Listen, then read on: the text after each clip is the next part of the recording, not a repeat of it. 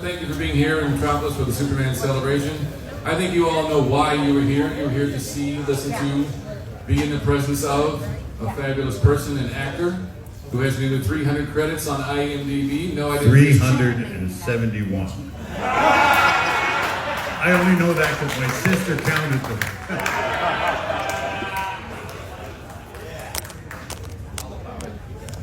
I'll allow it. This thing's being a little weird. A prominent character actor with 270 film and television credits. Really 300. There's that word again. Ah, forget it. Everybody on your feet. Ladies and gentlemen, Michael Ironside. Let's go!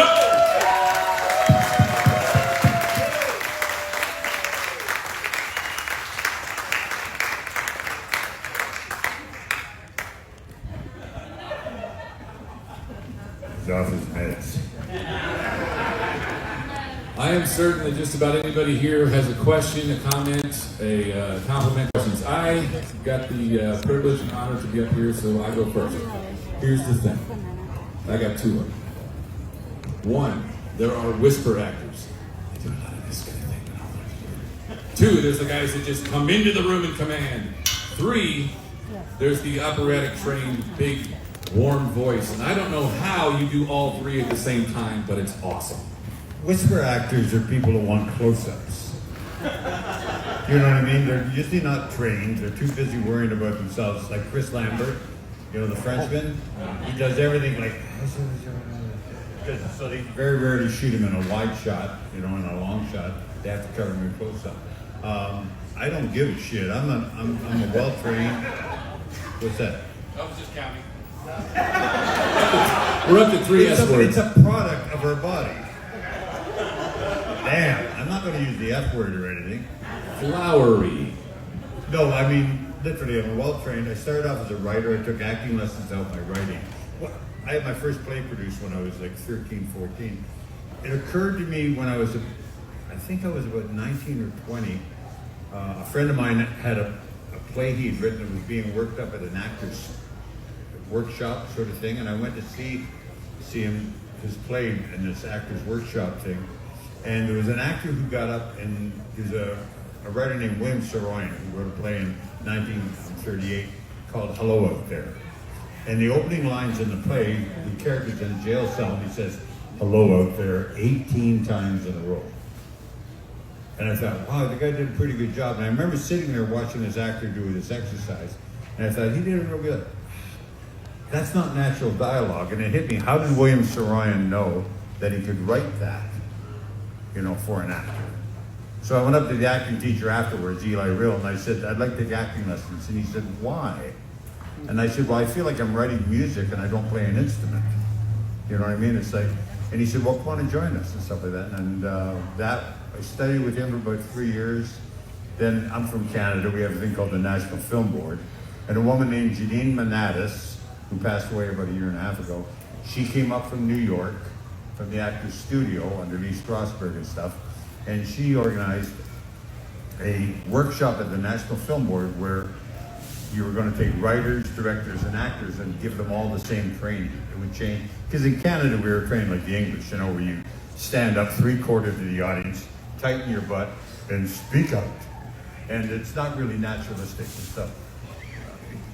Talented actors usually can get through that. And she taught us all the same thing. I went into it as a writer-director and came out. I did my first film with her in 1971, 72. As an actor, and got an agent, haven't stopped since. So, but I think it's basically my dad had it right. He said I ran away and joined the circus, and that's pretty much the truth. You know, it's like, look, we're under a big top. You know, that answer it? Pretty much. Two. I'm going to be rough on you. I apologize. Oh, I will wear that badge with honor, sir. Now. Again, everybody out here has probably a very specific role that they associate you with, and that's all well and good. But I loved the episode of Community where Colonel Archwood came into the courtroom in the mock episode of Law and Order for two reasons. One is that as established you are with your voice and your presence, there's a point where you raise your hand and Andy says, withdrawn. Another question of ridiculousness, withdrawn. And on the third one, because comedy comes in threes, you just open your mouth and withdrawn.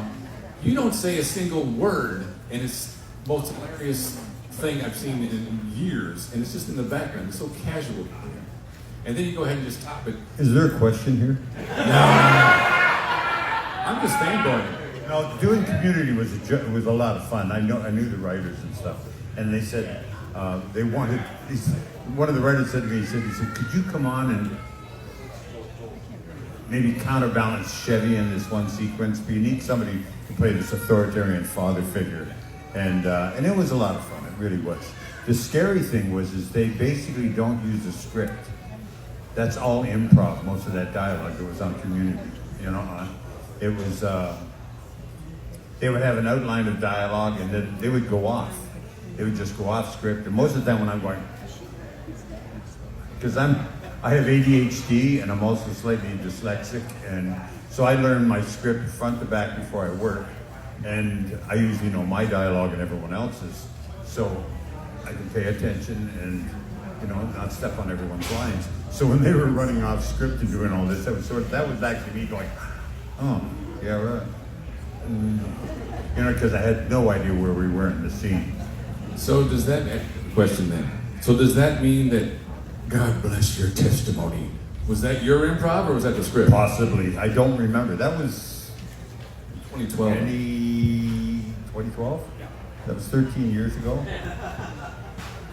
And it fits that you had the line, this is ludicrous, because if we're off script that much, that's a lot of I think those were actually scripted lines. Most of my stuff was scripted.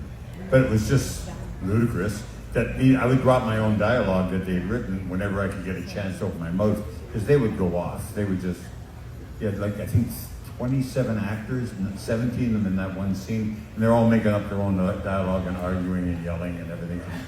It was a lot of fun, it really was. Yeah. Drove Chevy, he went out of his mind on that show, he hated it. Yeah. I'm not speaking for him, I'm just going by his behavior on that one episode. And then rounded out with the no dialogue when you were face to face 2 inches with the biology teacher. One's in uniform of soldier, one was formerly in a uniform of a prisoner. I've done 300, and you're going to bring up one afternoon on Community, and you want to focus it. It's what I do, but now Can I say boner here? You got a boner for that show? You asked me that already twice. Hey, Supergirl, why don't you get me out of this, would you? Who has a question? Hey, Rose. Hi. Of all your movies, which was your favorite that you've done? My standard answer for that is, do you have children? No. No, you wouldn't understand that. How do you pick your favorite child? You can't. You might have one, but you don't let them know. No, my favorite, basically, they're like cars you've owned. You know what I mean? You have fondness for some, disregard for others, memories, and you have memories in all of them and stuff. But no, I don't have a favorite. Usually my standard answer is the next film I'm doing. And I'm going to do a film called Marrow down in Texas in about a month or so. That's with a new writer-director. I work with new young talent, new writers, new directors. I choose jobs based on the script, then on who's involved, and then on where it's being shot. And money's the last thing. It really is the last thing. If you don't believe me, I don't give a shit. That's 5 times. And look, I'm very well spoken. I have a good vocabulary, but sometimes you just need words.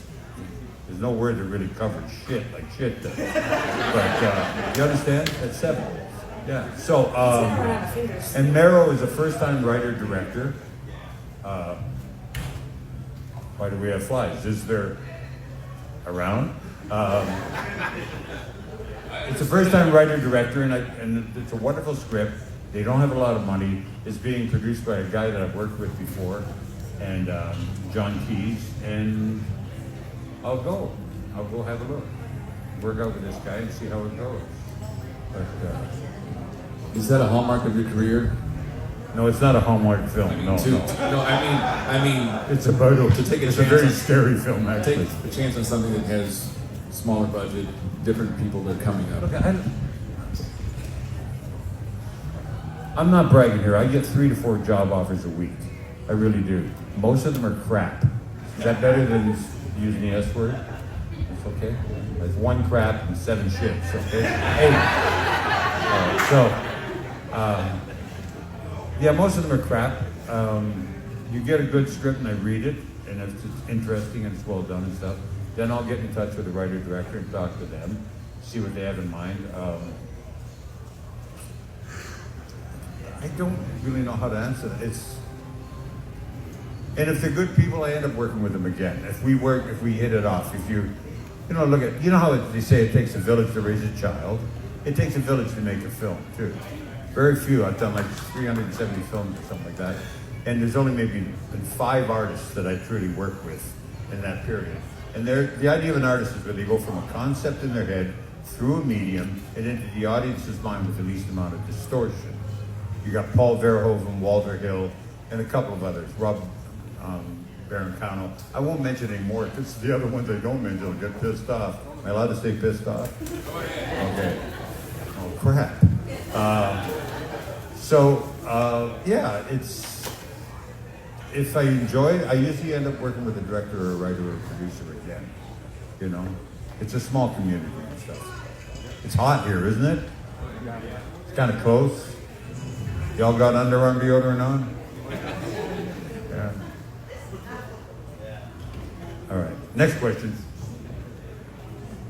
Hey, my name's Adam. I'm Hey, actually Adam. taking acting classes now, so I'm eating up everything you're saying about like that you're even getting into it because you wanted to start writing. So, because that's kind of my thought as well, like you want to learn acting to do writing. But of what you've wrote and directed, then what are you most proud of? You got kids? I thought you might say that.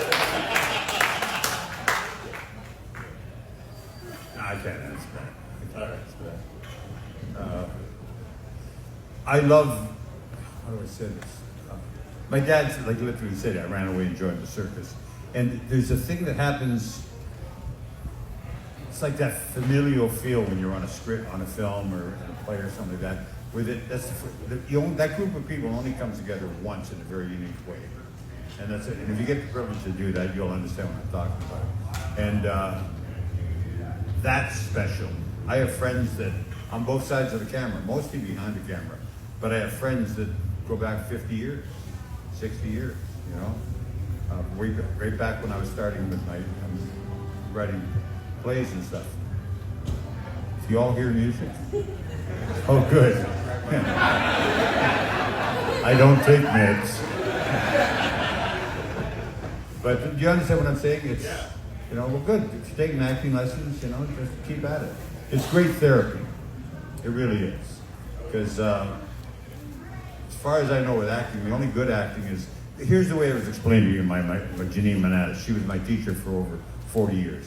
She says that the script is like a piece of stained glass, right? The director he's going to reveal the stained glass in one shot or go around in pieces to tell the story. Your job is just to be the light underneath it. So you got to learn as an actor how to be that light, as pure and as honest as possible. You know, and I studied for 5 years, 24 hours of classes a week before I got my first job as an actor. And people forgot I was a writer. Like I said, 370 some odd films. Anyway, how do I explain this? I'm probably going to go off topic here. I'm from the East End of Toronto. Where I was raised was very rough. It was very, very tough. 12 and a half foot wide row housing, industrial row housing. I was the oldest of 5 kids, 97 first cousins. You know, yeah, I go, woo, my poor grandmother. My mom had 18 brothers and sisters. 16 lived, and they all had at least 5 kids. I used to go to sleep at night counting my cousins in my head. You know, people count sheep. Donna, Ricky, Brian, Susan, Susan 2, Susan 3. You know, and The way my dad taught us and kept us off the streets was with books. I didn't have a TV until I was 15. I actually had to go down the street to the McGregor's house to watch the Kennedy assassination because we didn't have a TV. You know what I mean? We went down and see Lee Harvey Oswald get shot by Jack Ruby. We were watching it on Mr. McGregor's television, about 40 of us in the TV, you know. So not a lot of money and stuff. So, I don't know how to explain this. I need a lot of therapy. I grew up in a very rough neighborhood. My sister and I went through my grade 6 photograph, and we crossed everyone's face off in my grade 6 photograph, except for mine and my cousin Brian. All the rest were dead or in prison. That's the kind of neighborhood I was in. And my dad said that if it probably wasn't for the film industry and acting and writing and so I probably would have been dead or ended up in jail. And I think he's right. I think he's absolutely right. And acting is therapy. You know, it's if you're going to do it, you got to be real. You got to find out. Like when I'm doing like emotional scenes and stuff, I use my mother's. My mom died when I was 20 years or 21 years old, and I would go back to that moment and use it in a lot of emotional scenes. And I took it for granted. And I thought, what the hell? I know what I can do in this scene. I usually come to work in a character, and I went to reach for my mother's death to put it under this scene where the guy's emotional about something. And I had resolved my mother's death. It wasn't there. And it was like, oh, crap. I said to the director, excuse me, can we try that again, please? He said, you all right? I said, yeah. So I did, and he said, that was wonderful, you know, emotional tears and like that. I didn't tell him I was using the death of my dog. You know, Harley, when she died in my lap. But you know what I mean? It was like, it's not necessary to be emotionally correct. It's not necessary to have that light as natural as possible. And I was trained to do that too. I like therapy, you know? So I'm not an axe murderer. I only did a little bit of time. And here I am, still here. Do you equate the therapy with acting is the same when you're writing? Or is there a big emotional difference there? Most things in art that connect to an audience or to a human being, they have to be emotionally or organically correct, or we just don't connect with it. We just don't. It's, you know, you can put a book in its most fancy cover, you can sell it all you want, but about 10 pages in, if it doesn't grab you and it doesn't speak to you, you're not going to finish the damn book. I can say damn, right? It's probably crap if you don't. We're in a deep pile of something. Yeah, boo. And it's the same with, it's got to be organically correct, connect with, you know? And I don't know. I'm going off here, probably off book. You all don't want to hear about that. You all want to know if I slept with Sharon Stone. I'm not answering that. No, I didn't. Sharon's a friend.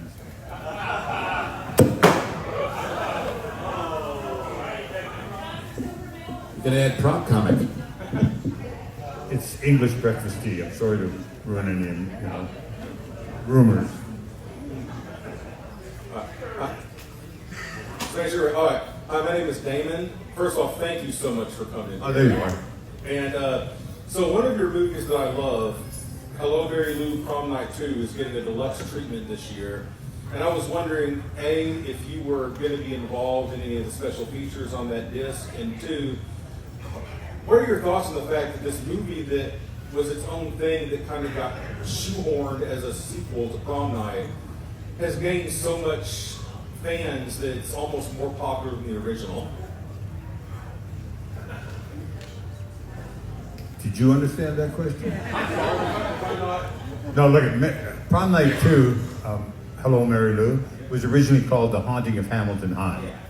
And it was a send-up of Prom Night. It really was a send-up. We wanted to just make fun of that film. So we did it as a tongue-in-cheek satire. And we shot it, I think, in Saskatoon, Saskatchewan, Canada, with no money. And the producer was Paul Lynch, good friend of mine. He said, we got this script. I thought, this would be great. We could have fun. And the distributor, I think, was Avco Embassy. They're out of business now. But they decided to buy the rights up to Prom Night 2 and then change the title, and they didn't like the idea of it being a satire. They wanted to cross the line and do a whole bunch of scenes out of it and had us do a reshoot to make it a real horror film, which was kind of a drag. You know what I mean? I have a lot of good memories from that film. Do you remember when the hearse is going down the hallway? Oh, yeah. Yeah, that 53 Pontiac hearse. I saw it in a farmer's field on the way into work. And I'm a car freak, I can't help it. I saw this 53 Pontiac hearse, split windshield, and I went, damn, I wonder if that's for sale, you know? And on the way to work, and I mentioned it to one of the stunt guys. I said, you know what I saw? I saw 53. The special effects guy on that film had just gotten out of jail. He was an ex-fireman who had been caught burning things. He was an arsonist. And he was perfect for the film industry. And so, I won't mention his name. But I talked to Stan. And I said, you know, I saw coming into work, he went, where is it? So we went off and we were shooting that morning, and we were doing that scene, and Paul came in, the producer said, we got a treat. We're going to do the scene where you walk into the office, and we got a treat for you. And I said, what? And he said, look, they had cut the hearse into 3 pieces, brought it into the school hallway, and then welded it back together, and they rolled it back past my office when I did that. They used it in 3 other films afterwards. But those are the kind of memories I like from films. You know what I mean? That sort of thing. You know, it's. I think they blew it up in. I can't remember the name of the film. It had something to do with a mining disaster. They blew this hearse up. But no, those were all friends. And I thought Mary Lou had a great pair of legs. Yeah. But that really was a low budget, let's make this thing as a satire fun. Like when the blood runs down his head and everything like that, that's literally a tube. We glued up the back of my head and connected to a ball that I squeezed full of blood. Well, I go in and I go, ah, and I squeezed the ball. We did everything like tongue in cheek. We didn't expect it to be taken like so seriously. You know what I mean? It was supposed to be a satire, and had a lot of fun doing it. Does that answer your question? Yes, yes. You got Jason all over your damn that clown guy. Oh, there's Robert. He did ask if Robert you were, Englund. if you were going to be part of the commentary or anything. I have not been approached about that, so I'd probably tell the truth, so they don't want me any part of that. Questions? Yes, my name is Steve. Thank Hey, you for Steve. coming. Hey, having been a child of the 70s and then teenager growing up in the 80s, I was a huge fan of the V franchise, and I wondered if you had any memories of working on V. Yeah, I turned it down. I'm from Canada, like I said. I'm still Canadian. I'm down here on a green card for the last 47 years. Every time it comes up for renewal, they say, "Do you want to become American?" I go, "Maybe next time." I was raised in a very labor-oriented union family, and as long as I'm not American, I don't have to take responsibility for your all political system down here, and I won't say any more than that. I'm a Canadian. But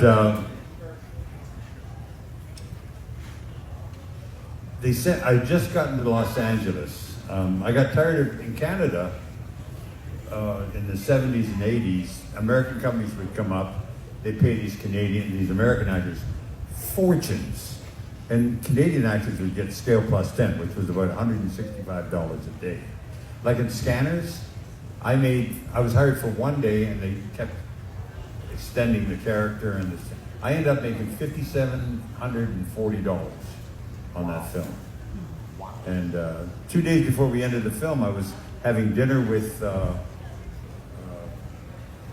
just forgot her name, the lead actress. Anyone remember the lead actress in Scanners? Jennifer O'Neill, yes, thank you very much. I'm 75, I had those moments. And it's 1979 when I shot it. And we were out to dinner just before we finished on December 23rd, we were having dinner.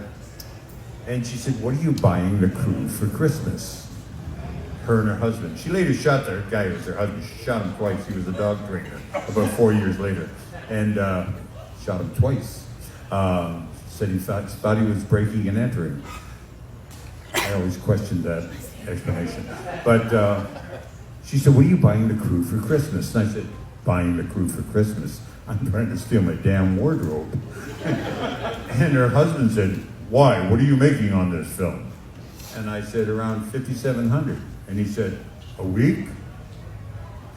And I went, no, for the whole film. He said, Canadian or US? And our dollars are about at the same as they are now. I think it was like 72 cents. I said, Canadian. He went, oh. And Jennifer got all embarrassed, put her head down. And she went, oh.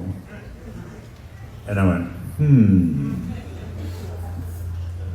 what are you making on this film? And she said, 50,000. Next question. A week? And she went, What was the next question? Canadian or American? She went, American. She said, oh, I went, Jesus mercy. She said, no, I'm not going to say it. She said, I feel so embarrassed. What can I do? I had ideas, but I didn't tell her in front of her husband. But she said, what can I do? And I said, you can pay for dinner and we'll get another bottle of wine. So we get another bottle of wine here. You know, yeah, it was kind of insane. And right after that film, they hired me for another one called Visiting Hours. And at that time, when I did that, I don't ever want to have to do the research like I did on that character. He was talking about doing real work. For Visiting Hours, Cold Hawker, I sat in. There was a place called the Clark Institute of Psychiatry in Toronto, and I went and sat in with these 16. They were doing a study on serial killers and misogynistic killers and sexual. They brought all these guys up from the federal pen and they were giving them kind of group therapy. And I got to sit in on it. And monsters aren't born; they're made. They are made, and that's what I learned from that. And I remember one guy standing up and dropping his pants where his father had poured boiling water on his genitalia when he caught him masturbating when he was 7 years old. Another guy got up and his mother had mutilated him when he was a young kid because found him masturbating and all this. And these poor guys that grew up with all this hate. Anyway, that's the character for Visiting Hours. I don't ever want to enter that character again. So I took a lot of him into that character. I used a lot of what I learned in that session. And I can't remember the question. That's such a strong memory. We're still on V. Huh? Memories of V. Yeah, V. The same writer wrote the miniseries for the V, the second. When I came down to the United States, Brian Taggart, the writer, he said, look, if they've been trying to find you, you want to come in on this series? So I went in to meet the producers and he said, we'd like you to play this character, Hamilton Tyler. And I read it and I said, I'm not going to do it. And they said, why? And I said, he's in a wheelchair. My name's Ironside.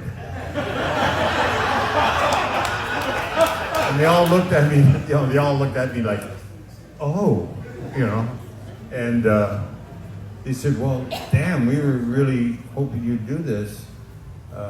And Brian said, well, we might be able to make, Brian Taggart, the writer, he said, we might be able to make some changes. And he said, would you consider making changes? He said, Michael's a pretty good writer, we could do that. And he said, I'll tell you what, we'll send you out to Palm Springs for a week and see if you can come up with an idea.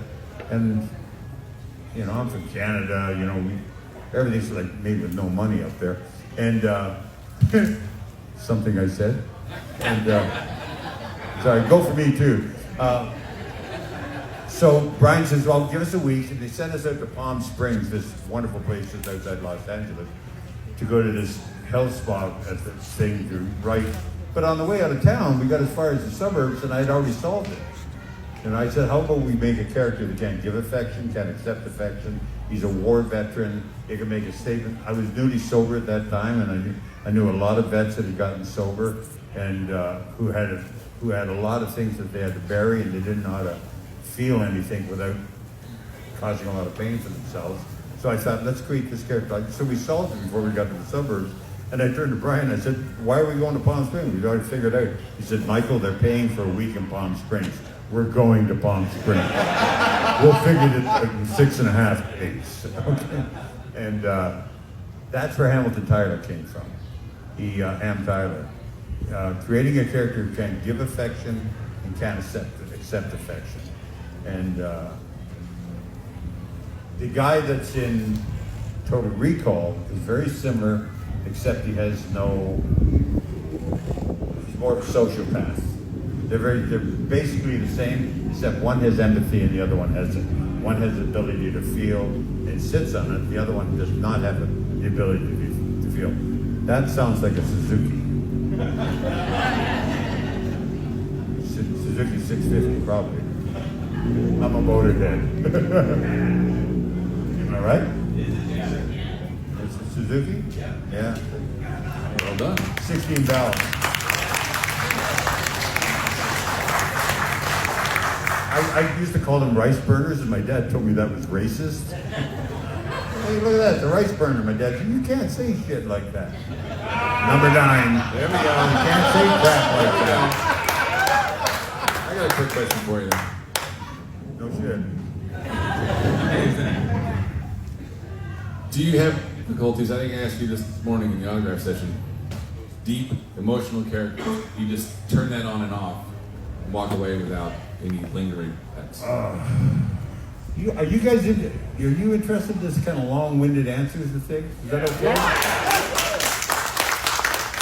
Those people back there didn't clap. I'm sorry about that. All right. That one lady with sunglasses and the white hair, she does not. You think of a question and I'll answer for you, darling. I need to tune up too. Yeah.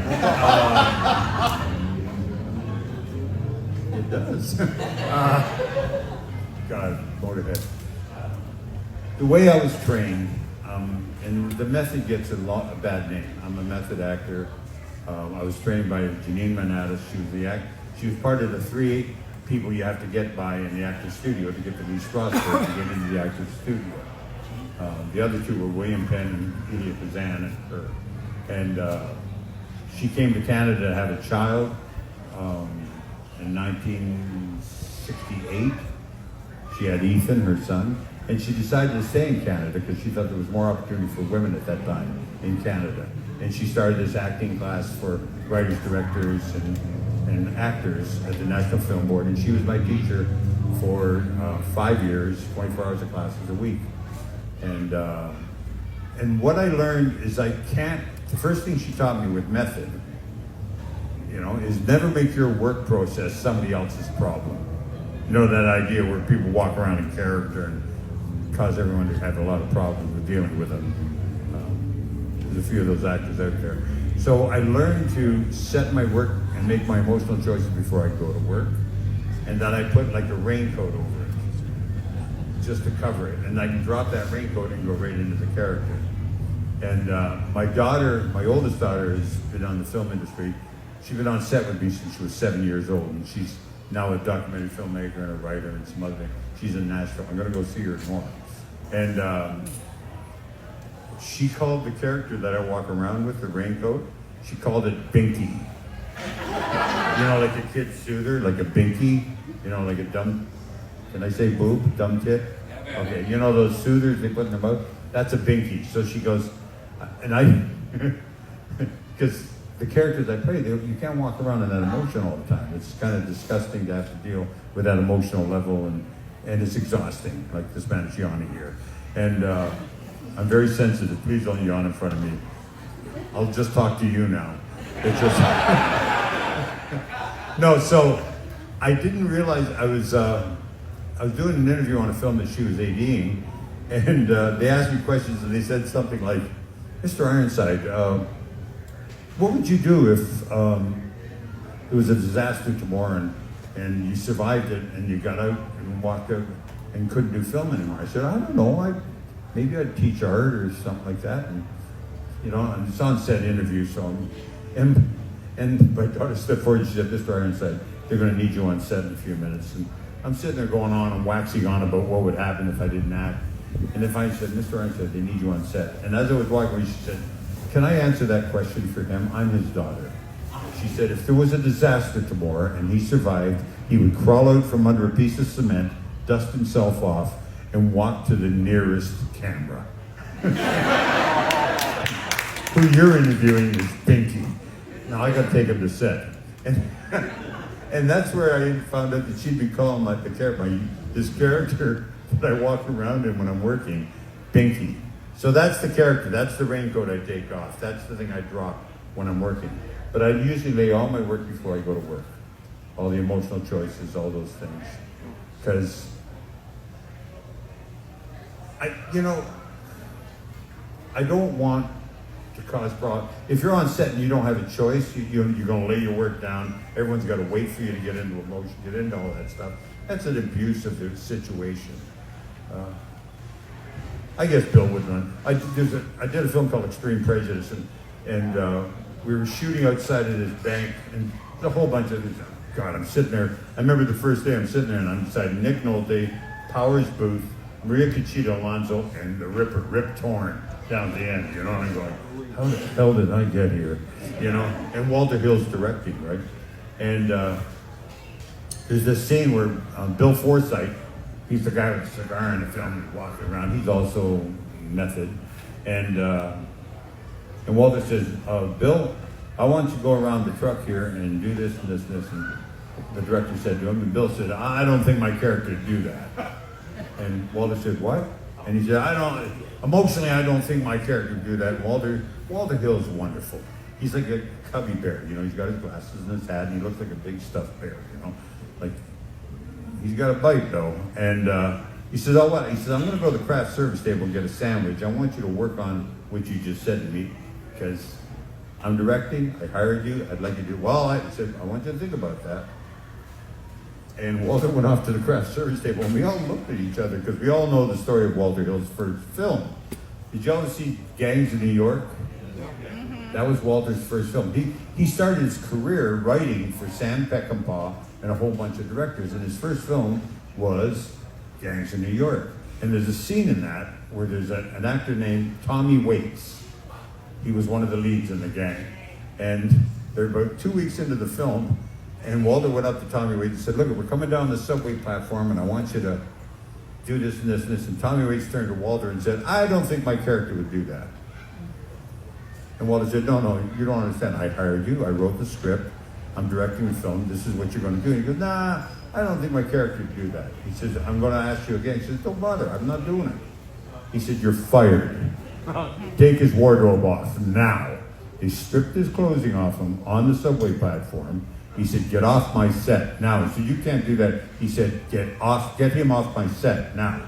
And he turned to another actor, James Remar, who was in the film, put all of Tommy Waits' wardrobe on a dummy, and they waited for the next subway to come in. And if you look at the film, as they're walking along, James Remar takes the dummy and pushes the Tommy Waits character in front of the subway, and the other actors turn and say, why'd you do that? And Remar says, because he pissed me off.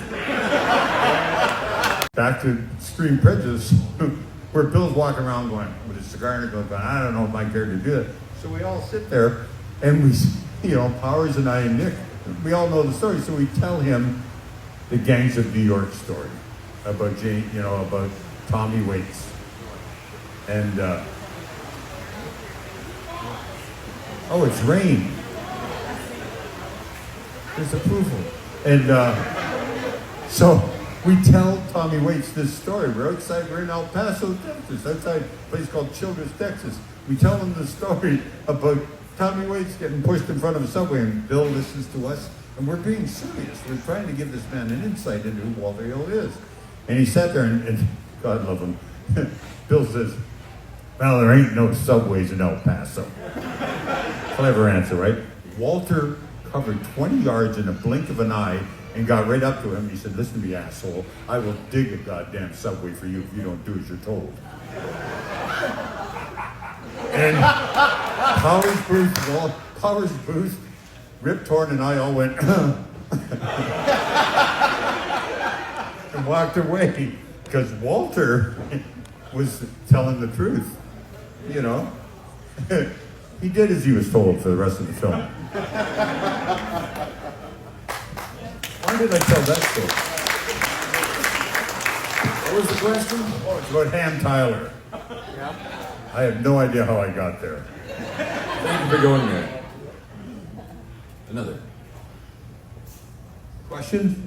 Hi, my name is Randy Masters, and I was curious what made you decide to play the role of Sam Fisher, and what unexpected challenges you found doing a video game character over, say, like an animated one. Am I allowed to use one word, name? Go for it. Money. No, the absolute truth. This is the absolute truth. As it goes through this wetware up here, I was doing a miniseries in Montreal called The Last Chapter. It's based on the '81. It's based on a true story. It was written by a police officer that investigated the Hells Angels and how they came about North America and became very, very powerful. They all started with a guy named Bob Mambo Shane, who was the head of it. And he had a deal where it's a long, bloody story.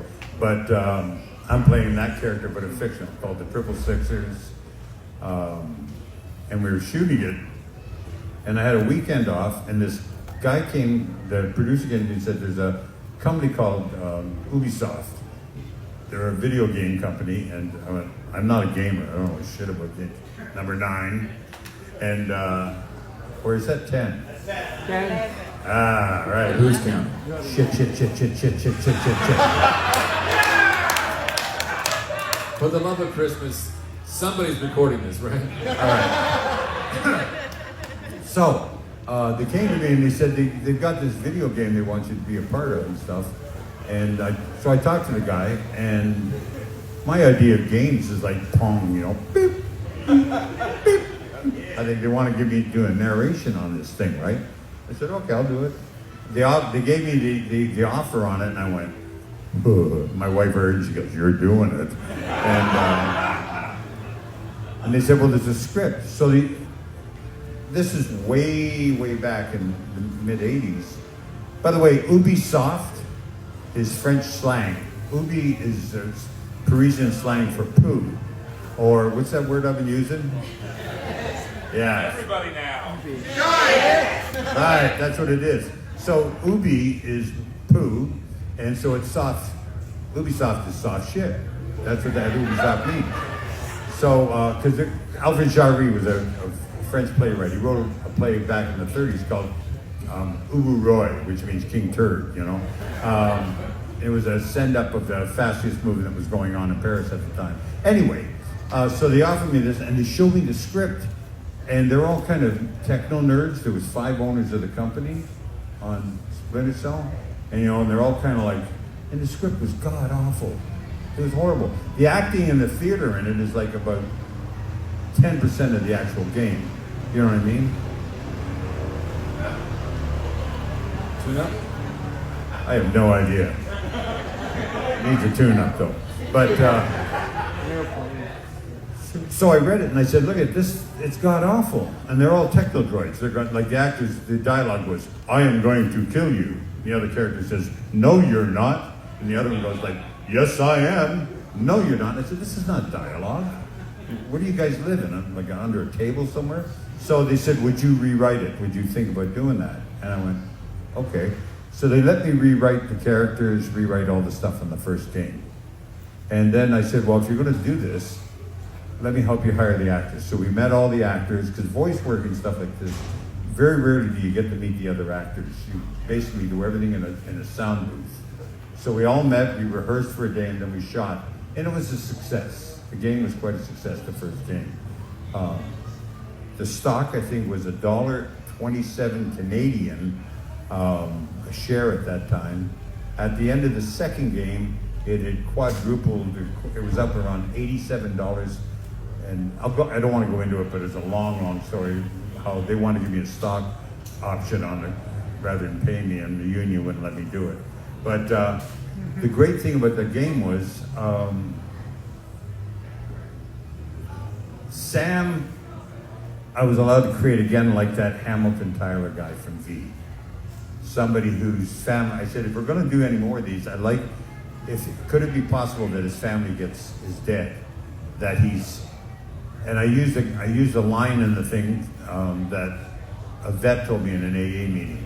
He said one time, he said, I feel like a gun that's been fired so many times, it's almost like I'm afraid I'm going to start firing myself. You know, he says, I don't trust myself. And he had gotten sober and stuff. And he's cool now. He's got like 30 years sober. But that's what I created the character in Splinter Cell like. So it was a success. I did it for 5 years. Then they did this motion capture crap. See, I didn't say it there. Can't count that one. And look at me. I mean, when they were doing that last one, I had cancer. I put on 180 pounds, 165 pounds, taking this drug called Rituxan. I did not want to do it, and we handed it off to another actor. He totally messed it up. They sold it to Netflix, and next spring there'll be a live-action miniseries out on Splinter Cell, and they've got Lee Schreiber playing Sam, which is an incredible choice. You know, so it'll be out in the spring. Netflix owns it. What was the question?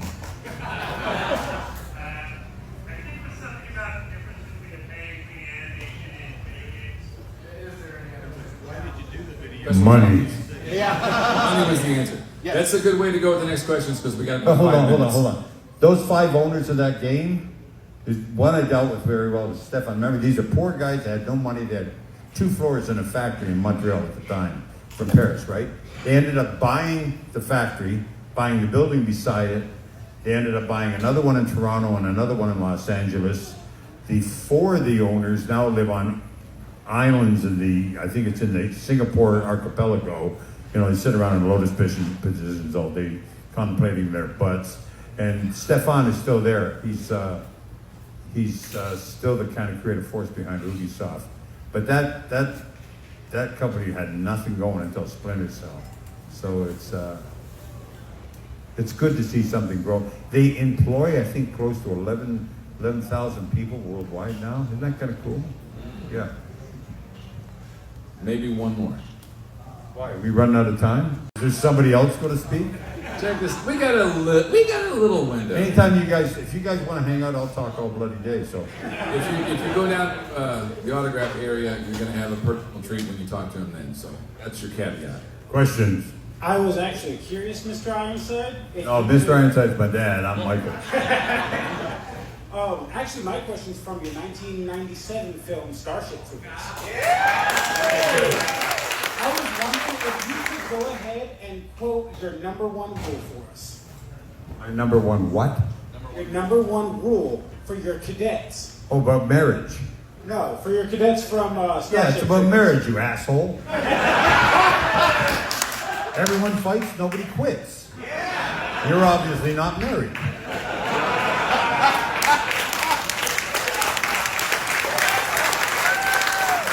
So we're scheduled to go to about 12:45. Are you married? Yeah, well, remember that. In You time were married once? Yeah, you didn't know that one, did you? That's why you married once. Who's got one more? Way back there in the blue shirt, way back there. Way back in the middle. Tell us anything about shooting Argentina for Highlander 2. I did talk about that. What were you? What? Were you upset that they recut the film and changed? No, they didn't recut it. Maybe I didn't tell you. The producers, we raised, I think, $85 million they did to shoot that film. And at that time, I think they're both dead now, so I can tell the story. They basically thought they could get more money, so they took half the budget, most of the post-production that was going to put in the sky and all that stuff in the editing, and they invested it in the European stock market. 3 days after they invested it, it tanked. They lost half of that money. So when it came to doing the post-production on the film, they couldn't afford to put in all the special effects and stuff. That fight scene on that Brinks truck, we shot for 2.5 weeks, almost 3 weeks in the Andes, in the mountains. Everyone okay over there? Okay. No, it's not my real hair, for Christ's sake. I told the story at the table. our mail lady came up one day and said, Mr. Ironside, I saw Highlander 2, and you were so handsome. And my older daughter, who was taking the piss out of me in those days, was about 16. Anyone here got a 15, 16-year-old daughter? Then you understand. Anyway, she yelled from the back room, they glued hair on him for that one. And Jolene, my mail lady, looked at me and she went, oh yeah, and walked away. Never talked to me again. We're just about out of time, and no one's really broached the subject. Are you just afraid to talk to Lord Darkseid? Maybe we could get some sort of brilliant quote from you on that, even in your own words. Just that would be acting. Well, then just You yell can't at the afford crowd. to pay my acting fee. We've got $1. Let's go. Come on. I'll Are we give you done? 2. 5 minutes. 5 more minutes. Come on. We don't have to talk about Darkseid. Let's talk about something else. What do you? I don't wear underwear. Is that what you want to know? I wear athletic shorts. Yeah, first of all, thank you for coming. My name is Eric. A couple of things I wanted to compliment you on projects that you did that we mentioned scanners. You also did a great episode of Masters of Horror, the V Word. I loved that. You played a vampire.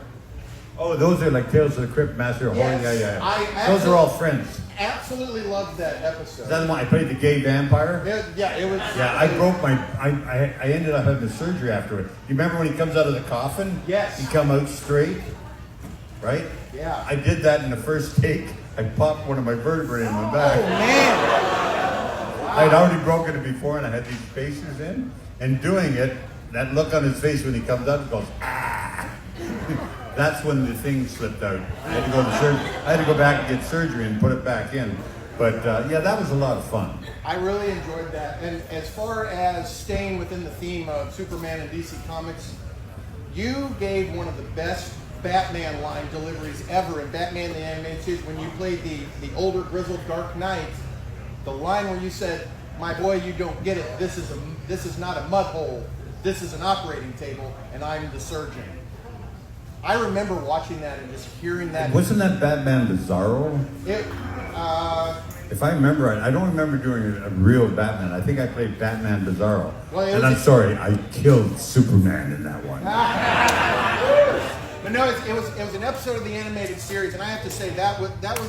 Well, thank you. When Like I said, I've done 270 some odd films. I've done over 2,000 hours of television, and I don't know how much voice work. I'm very, very fortunate. I don't remember individual incidents. I do. But know thank you. That's a yeah. wonderful compliment. Thank you. And a quick question though was, in the world of DC Comics, what would you say would be your favorite role that you've ever done? You've You done have many. children?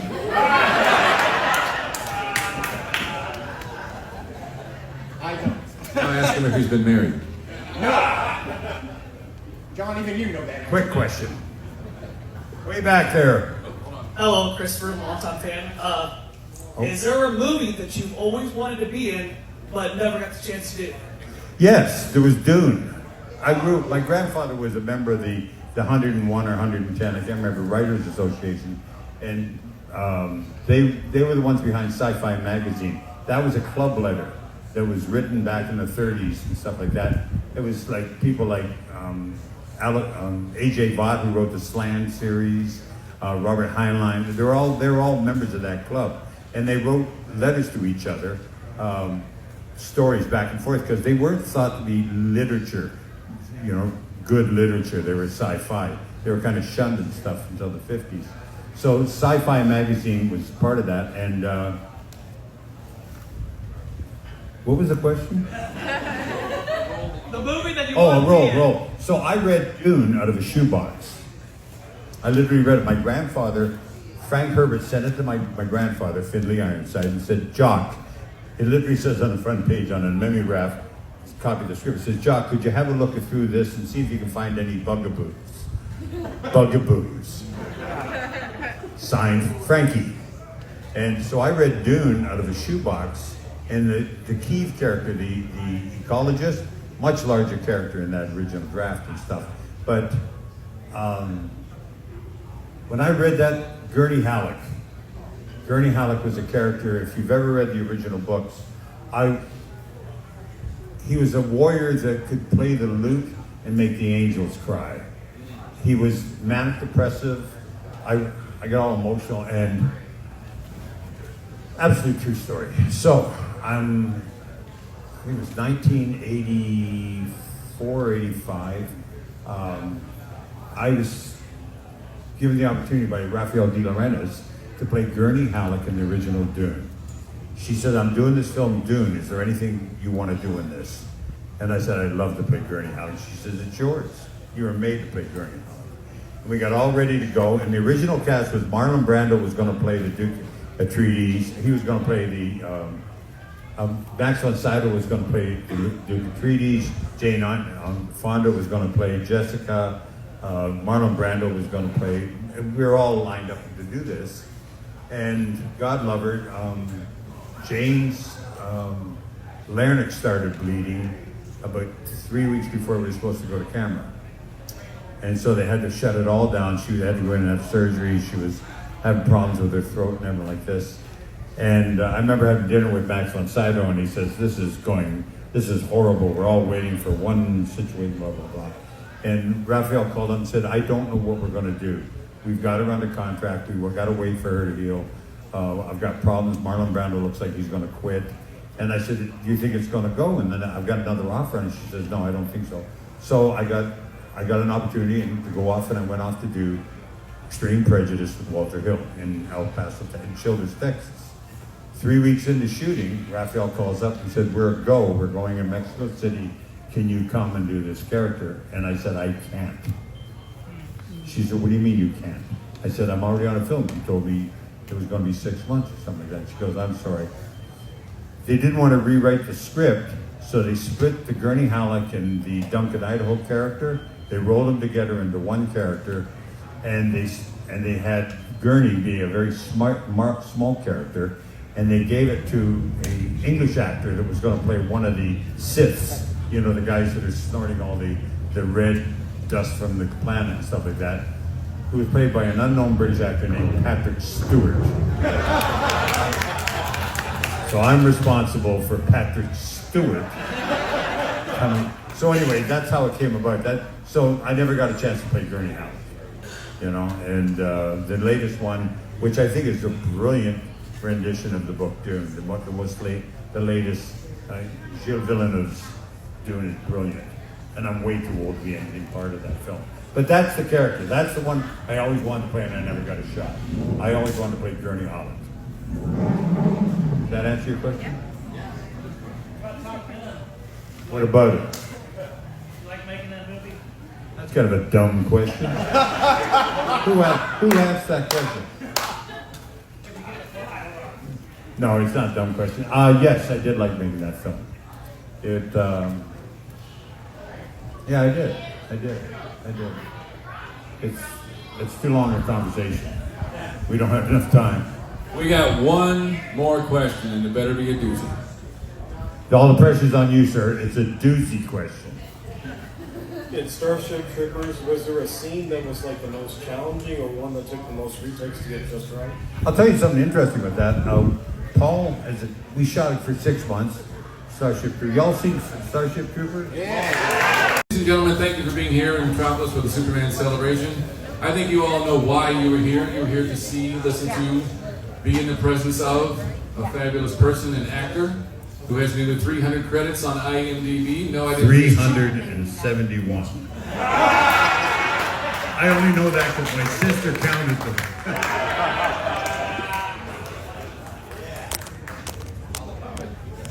I'll allow it. This thing's being a little weird. A prominent character actor with 270 film and television credits. Really 300. There's that word again. Forget it. Everybody on your feet. Ladies and gentlemen, Michael Ironside. Let's go!